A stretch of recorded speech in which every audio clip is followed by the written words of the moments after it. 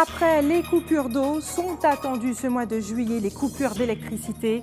La CGTG appelle à un mouvement de grève de 48 heures reconductibles à compter du 18 juillet dans toutes les entreprises productrices d'électricité. Une semaine pour choisir une formation. Les centres de formation et d'insertion ouvrent leurs portes aux demandeurs d'emploi et aux jeunes. La présidente de la commission de la formation du Conseil régional, Jennifer Linon, est notre invitée. Et puis ce mois de juillet promet d'être festif et culturel à Sainte-Anne. La municipalité lance une série de manifestations pour capter l'attention des vacanciers. Et puis notez que la chanteuse de jazz, Tricia Heavy, sera l'invitée de la deuxième partie de cette édition. Bonsoir, je suis ravie de vous retrouver. La Guadeloupe a été placée en vigilance jaune pour fortes pluies et orages en milieu de journée. Selon Météo France, l'arrivée d'une onde tropicale devrait provoquer d'autres épisodes pluvieux qui s'accompagneront parfois d'orages. Des rafales de 60 à 80 km/h sont attendues cette nuit. Soyez donc prudents si vous devez prendre la route. Et après les coupures d'eau, il faudra s'attendre à des coupures d'électricité. La Fédération CGTG de l'énergie a déposé un préavis de grève de 48 heures reconductibles à toutes les entreprises productrices d'énergie en Guadeloupe à compter du 18 juillet à minuit. Les précisions sur cette menace avec Karen Diam. Nous reviendrons sur ce sujet ultérieurement. Nous poursuivons ce journal après plus de 2 mois de conflits et de négociations laborieuses. Il n'y a toujours pas d'issue en vue pour la mobilisation qui paralyse la mairie de Capesterre-Belle-Eau. Le syndicat UGTG appelle à une mobilisation dès demain et à un durcissement du conflit. On écoute la réaction de Nestorius Favel, secrétaire général de l'UTC UGTG. Il est interrogé par Karen Diam. Dans les 13 points, nous avons déjà engagé 2 points, qui c'est l'harmonisation des quotas pour l'ensemble du travail, en tout cas ça qui est à moins de 35 heures. Nous trouvons aussi une issue si la revalorisation du ticket des restaurants, donc de l'année 20 tickets à 7 euros. Et troisième, point qui habité, c'est une question de carrière. Et donc c'est là ça caille, c'est point là ça d'ailleurs, nous une dizaine de mounadans qui lésés en carrière, ils ont fait des courriers pour aller aux autorités là. L'autorité là répond, j'ai été vlé, ça a été vlé, et donc c'est là qu'on balaye. Et dernière proposition, là, nous fait justement si la reconstruction en carrière, et c'est là il est parti, il n'est pas d'accord, donc et voilà, donc à un moment là, ça, nous pouvons attendre. Mais nous pouvons répondre un jour, nous n'avons pas besoin de casser tête, nous pouvons répondre au combat là. C'est vrai que nous avons 6 mois, c'est travail là en forme, il peut aller plus loin. Mais quand même, nous avons dit quand même, tant que nous pouvons signer un protocole de fin de conflit, nous reprendre la négociation pour ça. Et donc, dans ce sens-là, ça, demain, nous avons créé une grande mobilisation en commune Capesterre. Nous avons dit l'ensemble des travailleurs, nous avons dit tout le monde, ça, la population, pour nous continuer, puisque nous ne pas rester debout là, nous avons toujours dit ça.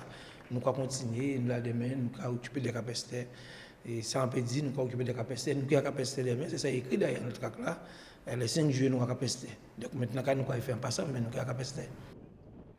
Et je vous le disais en titre, la Fédération CGTG de l'énergie a déposé un préavis de grève de 48 heures reconductibles à toutes les entreprises productrices d'énergie en Guadeloupe à compter du 18 juillet. Les précisions sur cette menace avec Karen Diam. Mobilisés depuis le 3 novembre 2015, les employés de la société IDEX 971 dénoncent le non-respect de la sécurité au travail, mais dénoncent également la non-application du statut national des IEG. Nous avons donc saisi en décembre 2015 le tribunal de grande instance de Pointe-à-Pitre qui a rendu donc une ordonnance le 22 janvier 2016, intimant et ordonnant à l'entreprise l'application du statut des IEG avec toutes ses dispositions et avantages. À la journée d'aujourd'hui, l'entreprise n'a toujours pas respecté cette ordonnance et n'a toujours pas appliqué le statut national des IEG. Nous avons affaire à un employeur qui, lui, veut de façon très sélective choisir ce qu'il veut ou pas appliquer dans le sein de son entreprise sans se conformer aux règles en vigueur. Une direction qu'ils ont rencontrée pour la première fois ce week-end sans trouver de point d'accord. Les 2 premières rencontres que nous avons eues, c'est vendredi dernier et samedi dernier. L'entreprise s'est présentée dans les bureaux de l'inspection du travail, soi-disant elle appliquait le statut national des IEG. Une fois qu'on a commencé à regarder sur pièce si effectivement le statut est respecté, notamment sur les ouvertures d'épargne salariale, notamment sur l'ouverture auprès de la Caisse nationale des IEG, et on nous répond que tout est en cours. Donc ce qui veut dire que rien n'est fait. Une situation stagnante qui a poussé le personnel en grève à refuser l'accès au site aux employés les remplaçant depuis le 7 novembre 2015. Un geste qui leur vaudra une assignation à comparaître devant le tribunal. Nous avons été lourdement condamnés, donc à 5 000 € d'astreinte par jour pour occupation des lieux, pour le compte de la Fédération de l'énergie, et 1 000 € donc pour chacun des salariés qui seraient donc sur le site. Alors c'est à comparer, donc, parce qu'il faut qu'on fasse des comparaisons. Lorsque nous avons donc obtenu l'ordonnance de loi pour la non-application du statut national des IEG, l'entreprise a elle aussi été condamnée à appliquer donc le statut, mais avec des astreintes. Ces astreintes sont de 500 € par jour. Donc on voit le ratio. Donc 5 000 € pour une fédération qui aujourd'hui demande l'application de la loi et 500 € pour un employeur qui ne respecte pas cette loi. Face au comportement de la direction, la Fédération de l'énergie a donc déposé un préavis de grève. Nous avons en notre sein des adhérents donc, qui sont représentés sur différents sites, à savoir EDF PEI, la géothermie du Moule, de Bouillante, la CDE, où nous sommes actuellement présents, et également, bien évidemment, donc, le gros de la troupe, SEI. Donc, à partir du 18 juillet, nous avons laissé un laps de temps raisonnable permettant aux parties donc, de se retrouver, de trouver un terrain d'entente. Si tel n'était pas malheureusement le cas, à compter du 18 juillet donc 2016, nous appelons à une grève avec occupation des locaux et coupure, bien évidemment, puisque ce sera la conséquence donc, de la réappropriation de l'outil de travail par les salariés en lutte. En attendant le 18 juillet prochain, le syndicat reste mobilisé, mais se dit ouvert à toute discussion. À la veille des résultats officiels du baccalauréat, la PEDAG a organisé aujourd'hui une journée porte ouverte au centre culturel Sonis des Abîmes. Si de nombreux jeunes avaient fait le déplacement pour s'informer sur leur parcours, Isabelle Hameau a souhaité en savoir davantage sur les actions même de cette structure, dont la mission principale est de développer et de promouvoir l'alternance en Guadeloupe. Regardez son reportage. Au centre culturel Sonis ce matin, l'affluence n'était pas au rendez-vous. Pourtant, c'est ici que plus de 230 offres de contrats en apprentissage étaient proposées aux jeunes de 16 à 25 ans. Cette journée porte ouverte a été organisée par la ville des Abîmes et la PEDAG pour aider les jeunes à trouver une formation en alternance en cette période décisive. Demain, il y a les résultats du bac. Et en fait, mon gros souci, c'est que je me souviens, moi, à mon époque, où je marchais dans Jarry avec mon CV et que je déposais une après l'autre dans chaque entreprise mon CV pour être prise effectivement en alternance ou en stage. Aujourd'hui, il y a un organisme pour ça qui est la PEDAG. Donc nous nous sommes rapprochés avec la ville des Abîmes de cet organisme pour pouvoir organiser cette journée et se rapprocher des jeunes de 16 à 25 ans qui veulent avoir une formation en alternance. Le principe était simple, le jeune venait avec son CV et sa lettre de motivation, passait un court entretien et se faisait recruter ou non en alternance par une entreprise. L'alternance, un choix souvent facile pour entrer dans la vie active, c'est ce que développe depuis 7 ans la PEDAG avec les 8 CFA du département. Nous travaillons avec les entreprises du département puisque nous avons des développeurs qui visitent en fait les entreprises pour leur présenter le dispositif et dans la mesure où l'activité de l'entreprise le permet, décrochent des offres d'emploi qui sont ensuite proposées aux jeunes dans les secteurs qui sont, où il y a des organismes de formation qui ont des formations dans le département. Quel type de secteur ? Tout secteur confondu, ça va des métiers de bouche jusqu'à donc du CAP coiffure, CAP cuisine, tout ce qui est CAP jusqu'au niveau Bac+5. On a des licences ou même des diplômes d'ingénieurs peuvent se préparer pour la voie de l'alternance. Aucun secteur n'est ciblé en particulier. Les entreprises sont détectées en fonction des offres sur le marché local. Cependant, le jeune apprenti subit une préparation avant son entrée en entreprise. Alors bien en amont, avant de parler de suivi, les jeunes rencontrent donc dans notre structure des conseillers d'insertion professionnelle qui sont en fait des personnes en charge de les préparer et de leur expliquer un peu la posture qu'on doit avoir en entreprise. Parce que souvent la difficulté qui nous est remontée par les employeurs, c'est que les jeunes n'ont pas forcément la façon d'être en entreprise, parce que c'est un secteur qu'ils ne connaissent pas. Ils ont été à l'école depuis leur plus jeune âge. Le monde de l'entreprise, il y a des postures particulières, voire la ponctualité, ça fait partie des choses que certaines fois les jeunes ont tendance à oublier. Par exemple, en dehors de ça, la façon de s'exprimer, la façon de se tenir, la façon de s'habiller, tous ces éléments sont expliqués au public que l'on reçoit. Autant d'exigences qui ont mené au succès de nombreux jeunes qui sont passés par la PEDAG, où plus de 2000 contrats de travail ont été décrochés. Et cette semaine sera dédiée à la formation et à l'insertion. La semaine régionale de la formation professionnelle et de l'insertion se poursuit. C'est poursuivi en tout cas sur les sites de Basse-Terre et de Rougeole à Petit-Bourg. Jennifer Linon, bonsoir. Bonsoir à Merci vous. d'avoir accepté notre invitation. Vous êtes conseillère régionale en charge justement de la formation professionnelle. Je vous propose d'abord de regarder le reportage de Nathalie Dinan et de Linda Kayarsi. Elles se sont rendues toutes les deux justement sur le site de Guadeloupe Formation à Petit-Bourg. Même en période de vacances, il est important de continuer ces démarches d'insertion. Dans le cadre de la semaine régionale de la formation professionnelle, les demandeurs d'emploi et même les salariés sont invités à découvrir la palette de formation proposée par tous les organismes. Aujourd'hui, Guadeloupe Formation, sur le site de Rougeole, a présenté son offre. Guadeloupe Formation propose plus de 1200 places en formation à compter de septembre. Donc c'est aussi pour ça qu'on est mobilisé aujourd'hui, pour pouvoir assurer une bonne complétude de nos actions de formation, pour montrer la diversité des actions, des filières qu'on propose, du tertiaire, du bâtiment, de la sécurité. Bref, tout le monde peut y trouver des réponses appropriées à ses besoins. Pour intégrer une formation, il faut remplir un dossier, joindre un CV et une lettre de motivation. Un agent du service d'orientation analyse votre demande et vous propose une offre en adéquation avec le marché du travail.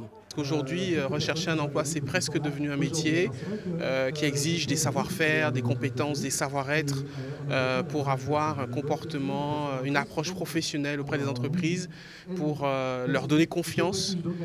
Et justement, donner confiance à l'entreprise, ça passe par acquérir soi-même cette confiance qui est indispensable pour pouvoir donner des garanties d'être performant, opérationnel sur le marché du travail. L'entreprise aujourd'hui, ce qu'elle recherche, c'est des collaborateurs qui leur apportent de la fiabilité par rapport à leur cahier des charges. Guadeloupe Formation a noué des partenariats avec le monde de l'entreprise, ce qui facilite l'insertion du public qualifié. Rechercher un emploi nécessite une maîtrise du marché. Au-delà d'être un centre de formation, nous sommes aussi un observatoire des métiers. Nous avons des gens chez nous qui produisent des études en lien avec les entreprises, qui leur permettent de mieux connaître les besoins de ces entreprises, les métiers de demain qui ne sont pas pourvus. Et ça nous permet bien évidemment d'ajuster notre offre de formation avec les besoins des entreprises de demain. Certains visiteurs sont ressortis satisfaits, un dossier en main comme ce jeune demandeur d'emploi.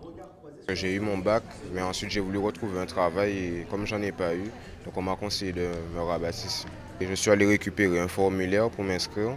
Comme il y a un réceptionniste qui va commencer à partir du mois prochain, je pense. Donc je suis venu, j'ai pris le formulaire et je dois le déposer. C'est un travail qui est intéressant. On est tout le temps avec des personnes, on ne va pas rester là sur place, rester devant un ordinateur à ne rien faire. Plus de 2/3 des stagiaires sont à Guadeloupe Formation et réinsérés à 3 ou 6 mois. Jennifer Linon, c'est la première fois que la région Guadeloupe met en place ce type d'événement, en tout cas avec tous les acteurs de l'insertion regroupés qui pourront en tout cas ouvrir leurs portes au grand public. Comment cela va-t-il se passer pendant cette semaine? Donc très concrètement, c'est une volonté en tout cas de déployer les informations sur toute la Guadeloupe. Donc nous avons choisi de mettre en place ce dispositif sur une semaine. Nous avons commencé à Marie-Galante pour véritablement montrer que nous avons l'objectif de déployer tous nos moyens, que ce soit sur la Guadeloupe continentale ou dans les îles du Sud. Lundi, c'est-à-dire aujourd'hui, nous étions à Guadeloupe Formation. Demain, nous allons sensibiliser la population guadeloupéenne sur les CFA. Donc il y aura les 8 CFA à convenance, au CFA de convenance. Bien sûr, les autres CFA restent en veille. Mercredi, c'est l'école de la deuxième chance qui ouvre ses portes, à la fois à Jarry et à Saint-Claude. Jeudi, nous avons eu la chance d'avoir une belle collaboration avec le Pôle emploi, ce qui veut dire que les 11 pôles emploi de la Guadeloupe continentale ouvriront leurs portes exclusivement pour parler de formation professionnelle, pour faire des inscriptions. Et vendredi, nous serons au Moule, au sein de la maison familiale et rurale du Moule. Bien sûr, les autres maisons familiales restent ouvertes, les autres centres de formation restent ouverts, puisque c'est vraiment une semaine de veille. Et puis par la suite, le vendredi après-midi, nous ferons un petit feedback, en tout cas de toute cette semaine. Et je voudrais quand même insister sur le fait que nous faisons des petits clins d'œil aussi aux personnes handicapées, puisque demain après-midi, nous allons faire une visite au CRP Émergence, qui est à Bemao, où la collectivité régionale a décidé en tout cas d'allouer une subvention à ce centre pour le renouvellement du parc informatique, pour que bien sûr ces personnes à mobilité, en tout cas ces personnes handicapées, puissent véritablement suivre leur formation dans de bonnes conditions. Alors, cette manifestation ne s'adresse pas qu'aux jeunes, mais à tous les Guadeloupéens qui sont à la recherche d'une formation. C'est cela. Alors aujourd'hui, c'est vrai qu'à Guadeloupe Formation, en tout cas d'après le reportage qu'on a pu voir, il y avait en tout cas des lycéens. Mais ce qu'il faut savoir, c'est qu'il faut se former tout au long de la vie. Donc aujourd'hui, c'est vrai que nous avons véritablement voulu placer cette semaine à l'approche, en tout cas, des résultats du bac, à cette période où tout le monde cherche à s'orienter. Mais ce qu'il faut savoir, c'est que nous nous formons tout au long de la vie. Donc, on fait de la formation continue également. Il y a de la formation initiale. Il y a différents dispositifs de formation. Et en tout cas, cela ne concerne pas simplement les jeunes de 18 à 25 ans. Il y a également des formations en lutte contre l'illettrisme qui, là, par exemple, concernent tout le monde. Quelqu'un qui veut être plombier ou bien plaquiste, là aussi, cela concerne tout le monde. Il y a le R2C qui concerne les jeunes, mais Guadeloupe Formation et les autres sortes de formations, c'est pour la population entière. Alors, cette semaine régionale s'inscrit également dans le cadre du plan 500 000 lancé par le gouvernement au mois de janvier. Mais quels sont les autres dispositifs du Conseil régional, justement, pour les jeunes et les moins jeunes en matière de formation et d'insertion? D'accord. Alors, ce qu'il faut savoir, c'est que cette semaine s'inscrit accessoirement. C'est-à-dire qu'il faut véritablement comprendre que c'est une semaine régionale. C'est une semaine régionale qui permet aussi de faire comprendre que nous avons des places en plus. Nous avons 5316 formations supplémentaires que nous allons pouvoir proposer à la Guadeloupe. Donc, mais ce qu'il faut savoir également, c'est que tout au long de l'année, nous avons des formations. Alors, quand vous me demandez de vous expliquer les formations qui existent, aujourd'hui, nous avons à la fois des formations et des dispositifs d'aide. La Guadeloupe, enfin la région Guadeloupe travaille avec l'école de la deuxième chance, travaille avec Guadeloupe Formation, nous travaillons également avec des centres de formation et nous nous axons essentiellement sur les besoins du territoire. Par exemple, au mois d'avril 2014, nous avons réuni, et ça a été une première en présence du préfet, l'ensemble des partenaires socio-économiques pour pouvoir mettre en place des formations adaptées à la situation économique basées sur l'économie verte et l'économie bleue. De quels moyens dispose la nouvelle majorité au Conseil régional, justement, en matière de formation? Alors, il faut savoir qu'en matière de formation professionnelle, c'est un budget qui est considérable. Quand bien même nous avons des restrictions budgétaires, puisque nous connaissons la situation financière de la région, il y a des moyens qui sont colossaux. Nous avons, premièrement, les moyens financiers, c'est un budget de plus de 30 millions d'euros, mais nous avons aussi des dispositifs d'aide, c'est-à-dire que nous avons une certaine complémentarité. Et c'est là justement qu'il faut faire savoir fonctionner le réseau. Nous travaillons en étroite collaboration avec le Pôle emploi, parce que nous savons que la collectivité régionale, elle seule, ne pourra pas véritablement déployer toutes les actions. C'est pour ça d'ailleurs que dans le cadre du plan 500 000 formations, la région, a décidé de faire une convention, de signer une convention avec le Pôle emploi, et Pôle emploi assurera le déploiement de 3 000 formations. Comment expliquer justement que ce budget, vous dites qui est colossal, ne se traduit pas en emploi en Guadeloupe? Vous avez près de 60% de taux de chômage chez les jeunes. Alors, comment expliquer que ce budget ne se traduise pas en emploi? Premièrement, ce qu'il faut bien comprendre, c'est que nous avons une nouvelle majorité régionale qui arrive depuis 6 mois, qui est là depuis 6 mois. Entre décembre et aujourd'hui, il faut penser les choses. L'objectif, c'est de sortir de l'urgence et de la précarité, de penser la formation avec les partenaires sociaux. On ne peut pas se permettre de faire de la formation pour faire de la formation. C'est ce qui a été fait dans le cadre du CREFOP, le comité régional pour la formation professionnelle et l'orientation. Nous pensons les formations, nous voyons dans quel mode, de quelle manière elles peuvent se déployer. Et maintenant, nous commençons à agir, notamment dans le cadre de la semaine régionale de la formation professionnelle. Et à l'issue de d'une année, là, nous pourrions reparler pour faire un bilan. À l'heure d'aujourd'hui, nous disons, allez, top départ, nous partons pour faire connaître les dispositifs et pour avoir des entrées en formation. Et est-ce que les entreprises guadeloupéennes, justement, sont intégrées dans ce processus? Alors, les entreprises guadeloupéennes sont intégrées puisque je viens de vous dire qu'il y a les partenaires sociaux et les partenaires économiques. Ça veut dire que nous avons tous les syndicats qui travaillent en étroite collaboration avec nous. À titre d'exemple également, nous avons la PEDAG qui travaille avec nous, c'est-à-dire que la PEDAG fait le lien entre les jeunes, ou les moins jeunes en tout cas, les stagiaires et les personnes et les entrepreneurs, pour véritablement voir où il y a une adéquation entre l'offre et la demande et pouvoir placer ces personnes-là de manière légitime et opportune. Jennifer Linon, les professionnels en général s'inquiètent du manque d'adéquation justement entre l'offre de formation et l'emploi. Ils évoquent des logiques de reproduction d'échecs. Est-ce que les offres de cette semaine justement correspondent aux besoins du marché local? Alors, je vais donner deux exemples.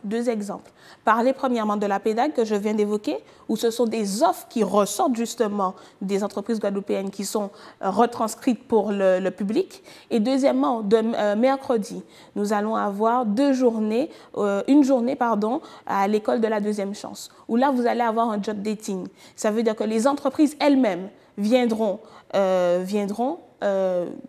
voir les jeunes, puisque là on parle de jeunes, les jeunes pour leur proposer des offres et voir s'il y a des contrats qui peuvent être conclus.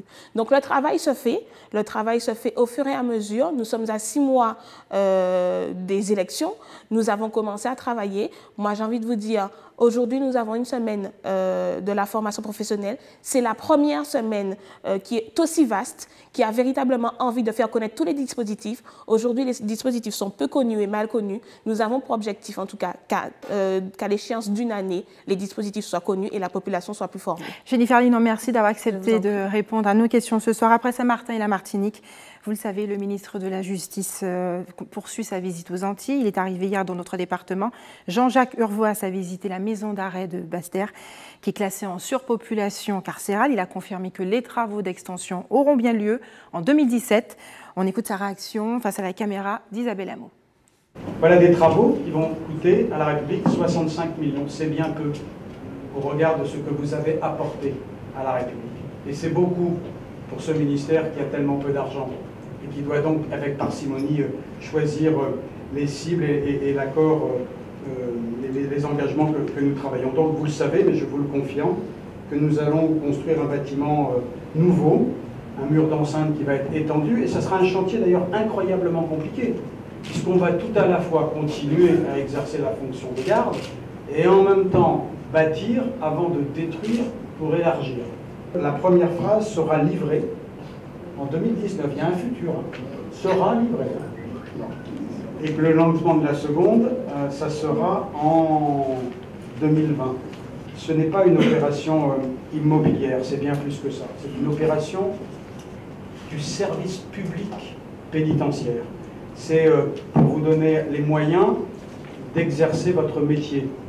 Un métier difficile, un métier sur lequel il est nécessaire de faire des changements. Je revendique d'avoir permis le changement de l'article 57 de la loi pénitentiaire.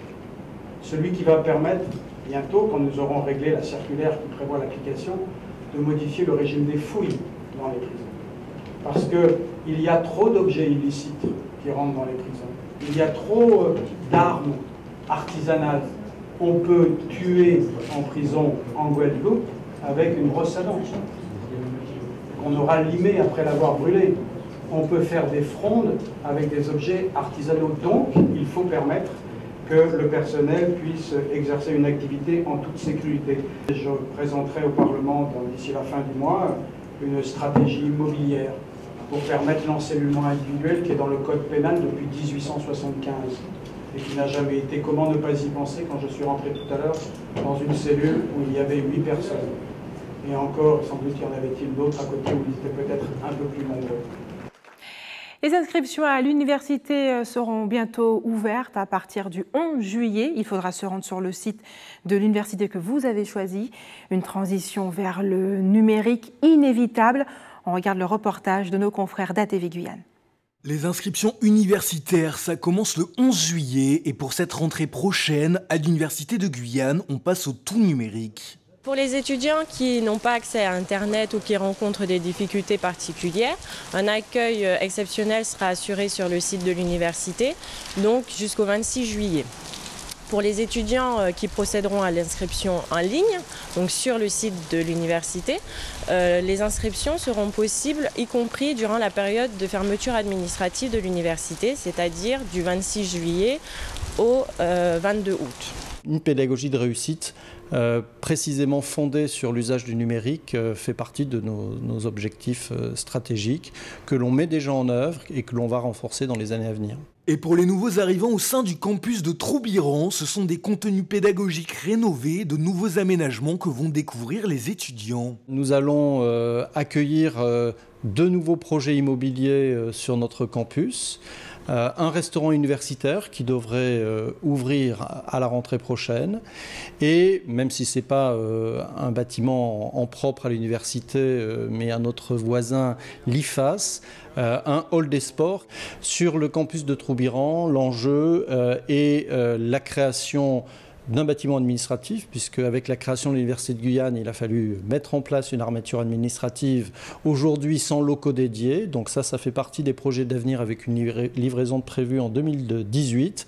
Et l'autre priorité immédiate, c'est la création d'un centre qui accueille à la fois de l'enseignement et de la recherche. Quant à ceux qui souhaitent étudier mais qui habitent loin de Cayenne, des cours seront dispensés aussi bien à Saint-Laurent-du-Maroni qu'à Saint-Georges-de-l'Oyapock. L'université de Guyane se développe désormais du côté de Saint-Georges, où la formation continue est présente, tout comme à Saint-Laurent-du-Maroni. Et nous revenons tout récemment d'une rencontre avec monsieur le maire de Saint-Laurent.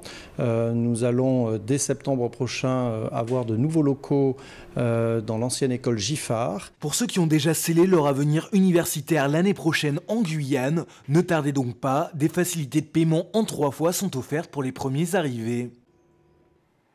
Restez avec nous dans un instant. Gros plan sur l'opération J'aime Juillet à Sainte-Anne. Et puis, est-ce que l'équipe de France de football réussira-t-elle à gagner l'Euro 2016? Nous entendrons vos réactions sur ce sujet. L'équipe de France s'est imposée largement hier face à l'Islande, 5-2. Une victoire qui lui permettra d'affronter en demi-finale jeudi prochain l'Allemagne à Marseille. Iront-ils, selon vous, jusqu'au bout pour remporter l'Euro 2016? Vos pronostics recueillis par Moïse Dexter. Bien évidemment, la question ne se pose pas. La France est la meilleure équipe d'Europe actuellement. J'aurais bien aimé que la France puisse gagner. J'espère qu'ils vont gagner. Oui. Oui, normalement la France peut-être gagner l'Euro. Là, ça. Quand on sait que la France a une toute chance pour gagner l'Euro. C'est bon d'ailleurs, si on gagne, bien content. Si on arrive loin aussi, bien content. Oui, je pense que la France va gagner l'Euro. La France n'est plus gros joueur. Et bien aussi, c'est des nègres qui là. Hein. C'est celle équipe à nègres dans le championnat là. On va entrer l'Allemagne. Parce qu'arriver à ce stade-là, la France a ses chances. Mais ça sera très difficile parce que la France est tombée sur la bête noire qui s'appelle l'Allemagne. Ils ont leur chance de remporter l'Euro. Donc ils ont un partenaire qui sont les supporters, donc ils sont boostés ils sont chez eux, ils sont boostés. Parce qu'ils sont meilleurs que les autres. Parce qu'il a une bonne équipe et je crois en Deschamps au niveau de il y a un petit faiblesse au niveau de la défense, mais ça peut aller. C'est une grosse équipe, les meilleurs joueurs et franchement ils peuvent gagner l'Euro. Avec leur rencontre avec l'Allemagne, ce sera difficile, ce sont quand même les champions du monde. On nous a tellement critiqué à un moment donné parce qu'effectivement on gagnait en deuxième mi-temps.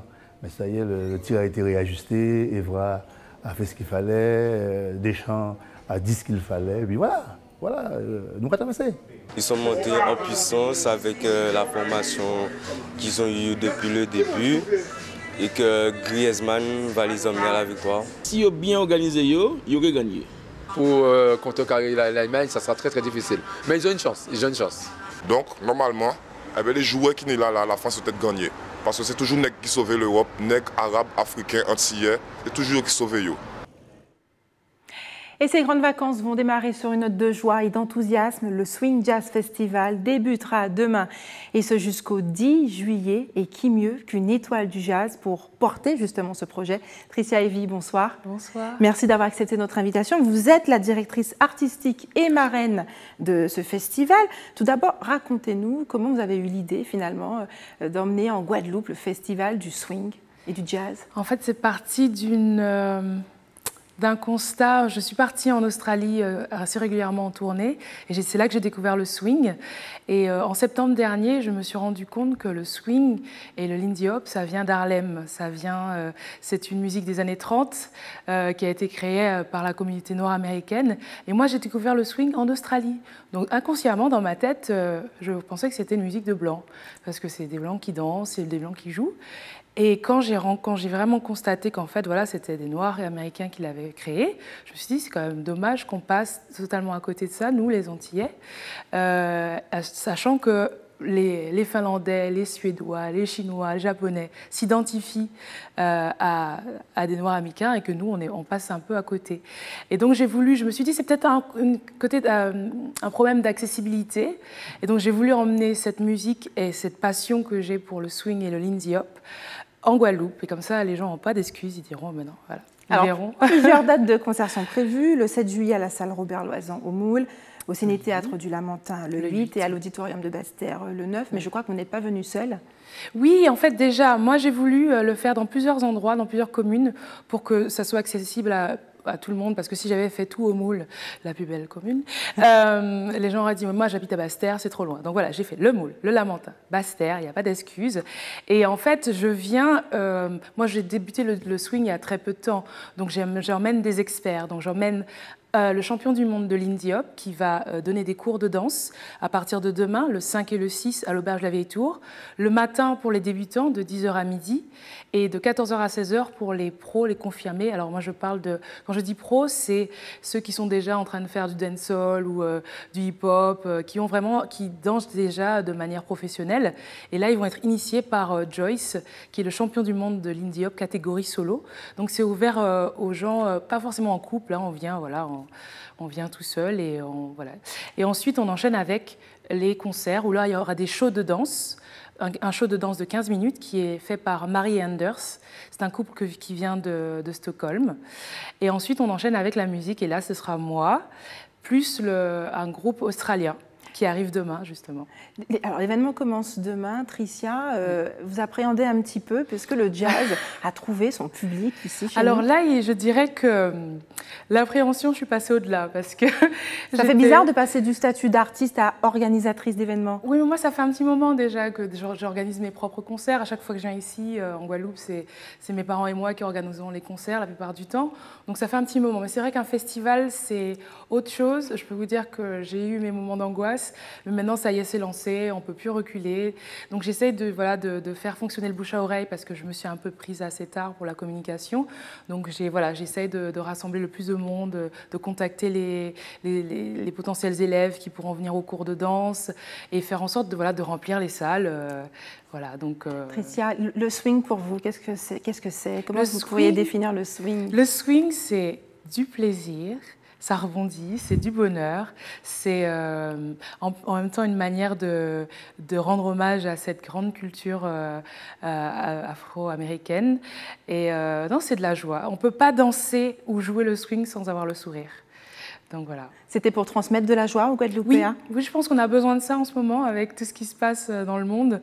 On a besoin d'un peu de bonheur et c'est une manière aussi, on peut voir les danseurs. Et moi, je pense qu'en tant qu'Antillais, en tant que Noirs, on a besoin aussi de voir des modèles de gens qui ont fait des choses. Ceux qui font la manière dont ils dansent quand ils dansaient à l'époque, les gens d'aujourd'hui ont du mal à reproduire ce qu'ils font parce que ces artistes-là, ils mangeaient, ils dormaient, ils se réveillaient, swing et lindy hop. Et donc, ils avaient un niveau énorme. Et donc, on peut leur rendre hommage, on peut être fiers de ce qu'ils ont fait. Comment avez-vous réussi à mettre sur pied ce projet de festival? Je dirais que j'ai un gros grain de folie et que j'ai des gens autour de moi qui sont aussi fous pour me suivre. Parce que le festival a commencé dans ma tête en septembre. Et j'ai concrètement commencé à faire les choses en décembre. Donc, c'est très court, un temps très court. Et... voilà, j'y vais. Est-ce que le fait de s'appeler Tricia Evie, ça vous a aidé? Je dirais que le fait de m'appeler Tricia Evie Porlon m'a aidé parce que mes parents m'aident énormément et ils ont quand même beaucoup de contacts, donc c'est ça qui m'aide. Et alors moi, peut-être que le fait que c'est Tricia Evie qui fasse ce festival, ça ramènera du monde, j'espère en tout cas. Et qu'est-ce que ça donne quand Tricia Evie swing? It don't mean a thing if you ain't got that swing. Do up, do up, do up, do up, do up, do up, do up, do up. It don't mean a thing. All you got to do is swing. Do up, do up, do up, do up, do up, do up, do up, do up. Merci Tricia Evie. Le prochain rendez-vous, c'est vendredi, je crois. Enfin, d'abord à l'Auberge de la Vieille Tour. Déjà, demain à 10h, on attend les élèves pour les cours de danse. Et donc demain, 10h pour les débutants, 14h pour les pros. Et ensuite, on enchaîne avec les voilà. Mais si, les gens peuvent aller sur le Facebook Swing Jazz Festival. Ils auront toutes les informations. Ils verront même des vidéos qui leur donneront une idée sur comment se dérouleront les cours. Ils verront aussi les Australiens qui vont... Je vais poster une vidéo, là, ils m'ont envoyé parce qu'ils étaient au festival de jazz Ascona, juste avant en Suisse, et ils enchaînent avec la Guadeloupe. Donc, ils ont très, très hâte d'être ici. Tricia Evie, je crois que vous voyagez beaucoup entre la Guadeloupe et l'Australie. Est-ce que vous serez là pendant les grandes vacances? Grandes vacances, non. En fait, après la Guadeloupe, je pars en Suisse. Après, je pars à Barcelone pour 10 jours de tournée. Voilà, donc après, je fais Vancouver en septembre. Voilà, l'Australie en novembre. Mais vous allez rater ça, puisqu'en fait, au mois de juillet, ça annonce très festif à Sainte-Anne. Ils ont décidé de créer une opération J'aime juillet à Sainte-Anne, une opération lancée par la municipalité. Le programme détaillé avec Moïse Dexter, on regarde.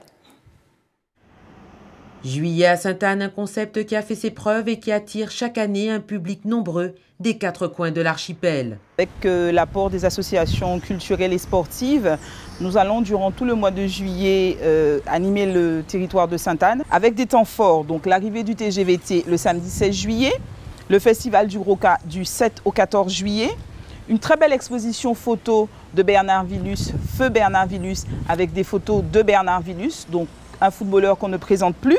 Le tournoi de foot, l'incontournable tournoi de foot de Sainte-Anne sur la plage du Bourg du 13 au 31 juillet. Le festival du graffiti le 9 juillet. Valette en mouvement, donc une opération qui sera reconduite, qui va se pérenniser plutôt pendant tout le mois de juillet à Sainte-Anne. Donc du 6 au 22 juillet, tous les mercredis, ce concept va être présenté à la population. Donc c'est un circuit qui est ouvert pour tous les sports, donc le vélo, le roller, la marche, un circuit défini, sécurisé.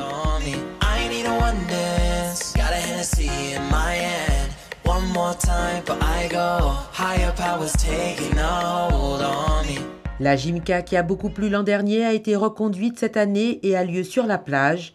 Toutes ces animations plaisent aux marchands et aux visiteurs. J'invite toutes les personnes qui sont intéressées pour venir à Sainte-Anne de venir parce que c'est vraiment une ville touristique magnifique. La plage est géniale, les produits effectivement, les personnes sont super accueillantes, ils vous expliquent, les commerçants vous expliquent, etc. comment utiliser les produits. Donc je vous invite à venir à Sainte-Anne. Sainte-Anne, la ville la plus touristique de la Guadeloupe. Les meilleures plages, les meilleurs vendeurs d'épices.